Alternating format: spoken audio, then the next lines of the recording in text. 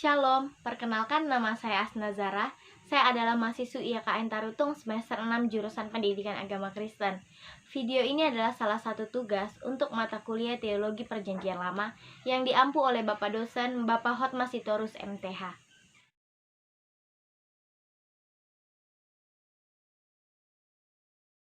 Halo adik-adik, kali ini kita akan membahas tentang teologi apokaliptik. Ada yang tahu apa sih yang dimaksud dengan apokaliptik? Apokaliptik itu apa? Jadi, sebelum kita membahas tentang apa apokaliptik, kita harusnya terlebih dahulu mengetahui latar belakang sejarah apokaliptik. Jadi, latar belakang sejarah apokaliptik, kitab-kitab apokaliptik yang merupakan suatu catatan tentang peristiwa sejarah dari tahun 250 sebelum Masehi sampai 100 Masehi, sekaligus memuat tanggapan iman bangsa Israel ketika berhadapan dengan berbagai bentuk krisis dan tirani pada masa itu.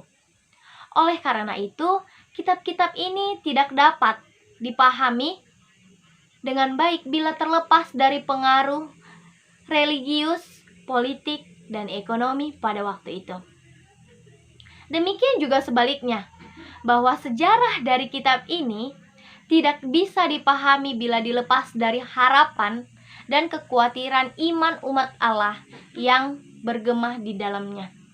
Sebelum tulisan-tulisan apokaliptik ini seperti Enok dan Daniel muncul, antara abad ketiga dan abad sebelum Masehi, ada masa persiapan yang cukup panjang. Namun masih diperdebatkan apa sih yang menjadi tulisan-tulisan apokaliptik itu, mengapa apokaliptik itu muncul. Jadi, sekarang Ibu akan membahas tentang pengertian dari apokaliptik. Pengertian teologi apokaliptik. Kata apokaliptik berasal dari bahasa Yunani yang artinya menyingkapkan atau membukakan dan merujuk pada sesuatu yang sebelumnya tersembunyi dan sekarang telah disingkapkan atau dibukakan. Apokaliptik menurut D.S. Rules adalah suatu wawasan keagamaan tertentu atau sekelompok gagasan yang diperlihatkan dalam apokalipsis atau sastra-sastra lain yang berkaitan atau suatu wawasan yang lebih luas pada wawasan eskatologi, tetapi dicirikan oleh perenungan-perenungan kekas mengenai hal-hal akhir zaman dan penghakiman yang akan segera datang, dan juga lebih luas dari kitab-kitab yang dinamakan apokalipsis yang juga dapat dikemukakan dalam tulisan-tulisan lain atau dari kaitan yang sama. Jadi, dalam Perjanjian Lama, teks apokaliptik itu ada seperti Daniel, Yesaya, Yeremia, Zakaria. Dan menurut Frederick adalah sejumlah kata yang diakui sebagai tulisan apokaliptik dan dibagikan dalam kelompok-kelompok, yaitu kitab Daniel dan Wahyu. Wahyu kan ada di dalam Perjanjian Lama. Dan sekarang apa sih yang menjadi ciri-ciri teologi apokaliptik? Jadi, ciri-ciri dari teologi apokaliptik ini adalah dalam teks Perjanjian Lama, sastra apokaliptik ini muncul antara lain dengan unsur-unsur apokaliptik yang ditemukan di dalam Yoel, Zakaria, Yesaya, Yeremia, Yehezkiel, dan Daniel, di mana terdapat karakteristik atau ciri-ciri yang unik dari sastra ini. Yang pertama, penglihatan atau mimpi simbolis. Yang kedua, epifani. Yang ketiga, kesatuan zaman. Yang keempat, Midras Wahyu. Kelima, triumphalific kaum minoritas. Jadi, sekarang Ibu akan membahas tentang kitab apokaliptik pada Perjanjian Lama. Tadi kan ada Daniel, Yesaya, Dan sekarang Ibu akan membahas tentang Kitab Daniel. Kitab Daniel merupakan sastra apokaliptik yang paling tua. Ditulis sekitar tahun 167 sampai 164 sebelum Masehi. Yang dikenal orang-orang Kristen, bahkan kitab ini merupakan salah satu atau satu-satunya sebenarnya di Perjanjian Lama yang merupakan kitab apokaliptik. Kitab Daniel merupakan suatu kitab apokaliptik yang berisi tentang beberapa penglihatan masa depan dan sejarah dari 4 kerajaan dunia, tentang Raja Antikus yang jahat, penghukuman Allah, dan kedatangan kerajaan Allah. Sekian pembahasan Ibu. Adakah di antara anak-anak Ibu yang ingin bertanya?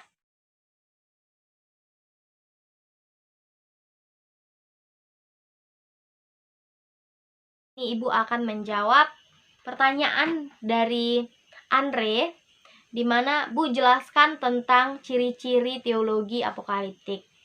Jadi, yang pertama tadi Ibu ada bilang penglihatan atau mimpi simbolis. Merupakan simbolisme yang biasa bersifat alegois dan juga mitos. Simbolisme ini misalnya gambaran sosok kayak binatang, benda-benda langit. Ya, seperti itu. Ada naga. Itu adalah contoh-contoh simbolis.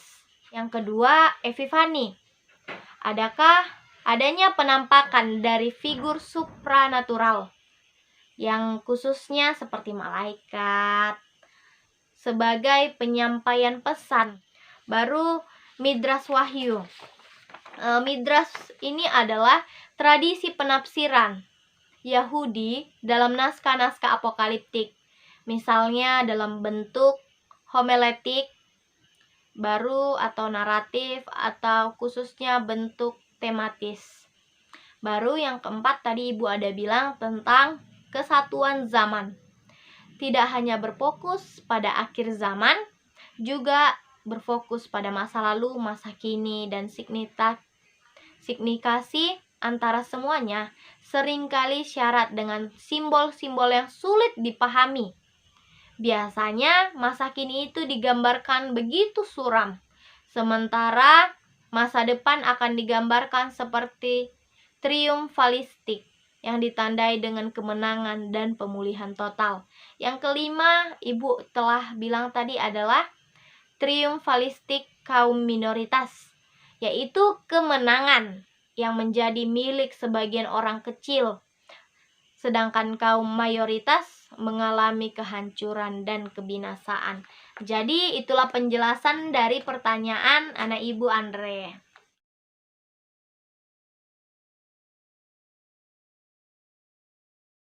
Menjawab pertanyaan dari Sinta, yang dimana pertanyaannya, Bu, apa sih yang menjadi pengaruh teologi apokaliptik ini di zaman sekarang, terutama di kalangan masyarakat? Jadi, Ibu akan menjawabnya. Jadi, pengaruh atau dampak yang ada pada masa sekarang ini, di mana banyak orang-orang atau menceritakan hal-hal yang belum tentu terjadi.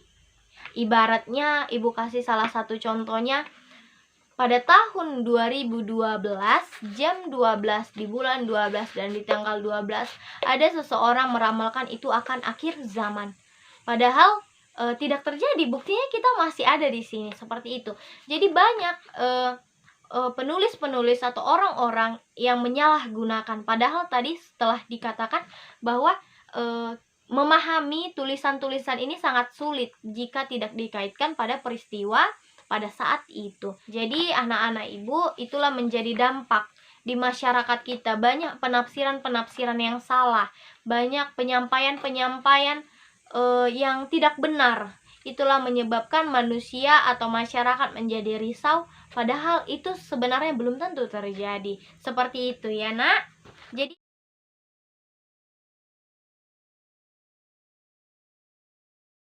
sekarang Ibu akan menjawab pertanyaan dari Kristen. Bu, kenapa kitab Daniel itu disebut kitab apokaliptik? ya. Jadi, pada masa itu Daniel dan teman-temannya berada di dalam istana pada masa pemerintahan raja-raja Babel dan Persia pada abad 6 sebelum Masehi. Sedangkan di dalam Daniel 7 sampai 12 itu berisi tentang berbagai penglihatan. Jadi, contoh-contoh penglihatannya ya, Ibu akan bilang yang pertama, bagian apokaliptik dari Daniel terdiri dari 3 penglihatan dan sebuah komunikasi kenabian yang panjang terutama berkaitan pada masa depan bangsa Israel. Yang pertama, penglihatan pada tahun pertama Raja Babel mengenai 4 binatang buas, mewakili 4 raja dan 4 kerajaan yang akan datang, dan yang keempat akan menelan seluruh bumi, menginjak-injak dan menghancurkannya. Kerajaan keempat ini menghasilkan 10 orang raja, dan kemudian orang ke-11 yang khususnya muncul dari kerajaan keempat menaklukkan 3 dari 10 raja. Jadi yang kedua ada penglihatan dalam tahun ketiga mengenai seekor jantan dan seekor kambing jantan, yang dimana Daniel menafsirkan bahwa itu sebagai kerajaan Yunani. Baru penglihatan tahun pertama dari Darius mengenai 70 minggu atau 70 kali 7 yang dibagi ke dalam sejarah bangsa Israel dan Yerusalem. Yang keempat, penglihatan yang panjang dalam tahun ketiga dari Kores Raja dari Persia.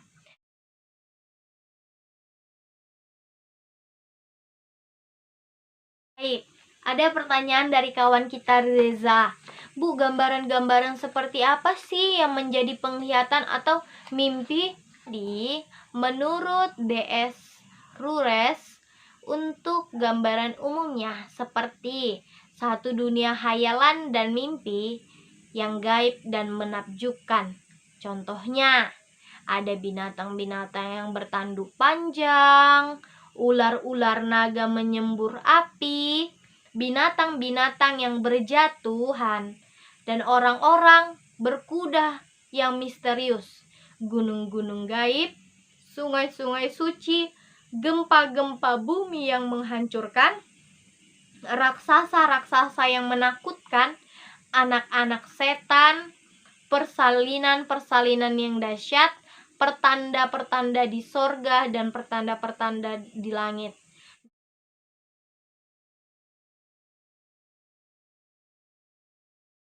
Baik, di sini Bu akan menjawab pertanyaan dari Gabriela. Yang pertanyaannya, Bu, tolong dong jelaskan tentang kitab Yesaya yang merupakan teologi apokaliptik. Jadi, tadi Ibu ada menjelaskan tentang kitab-kitab perjanjian lama yang termasuk kitab apokaliptik, ya, salah satunya adalah Yesaya.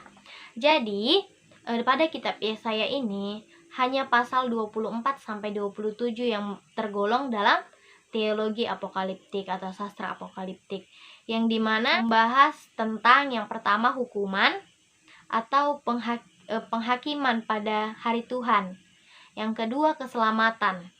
Tuhan adalah penolong akan memberi kehidupan di masa depan bagi umatnya, menjadi pemahaman yang sangat mengakar dalam kehidupan politis Yahudi sesudah pembuangan, di mana kehidupan mereka dirasakan makin sempit karena keberadaan di dalam pembuangan.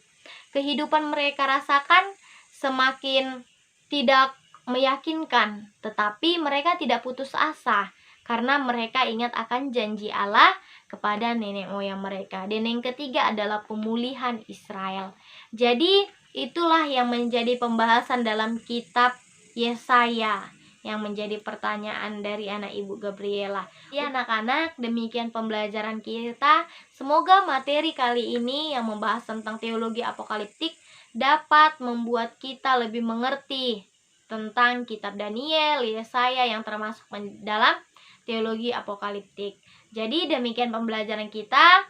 Terima kasih. Tuhan Yesus memberkati. Shalom.